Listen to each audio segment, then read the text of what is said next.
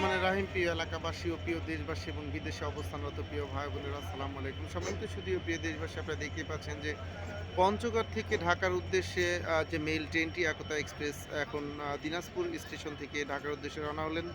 এই ট্রেনটিতেই রয়েছে রবি cricket academy, অর্থাৎ আমার প্রিয় ক্রিকেট ক্লাব রবি ক্রিকেট একাডেমির সমস্ত খেলোয়াড়রা। বাংলাদেশ ক্রীড়া শিক্ষা প্রতিষ্ঠান বিকেএসপির সঙ্গে ৭টি দিন তারা সীমিত ওভারের ৩টি ওডিআই ক্রিকেট ম্যাচও খেলেছে, অর্থাৎ ৩টি সীমিত ওভারের ম্যাচ খেলেছে। সেখান থেকে আজকে তাদের বাড়ির উদ্দেশ্যে রওনা হলেন।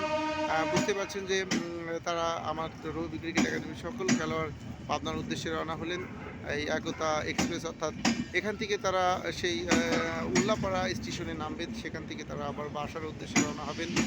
ওদের সবার জন্য দোয়া করবেন, ওরা যেন আসলে সুন্দরভাবে পৌঁছাতে পারে।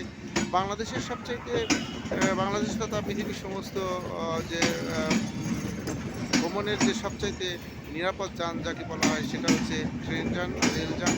আপনারা জানেন এই ট্রেন ভ্রমণ অত্যন্ত আরামদায়ক, সেই কারণে আমরা সাধারণত যে খেলোয়াড় তথা সবাইকেই ট্রেনে ভ্রমণ করতে দেই।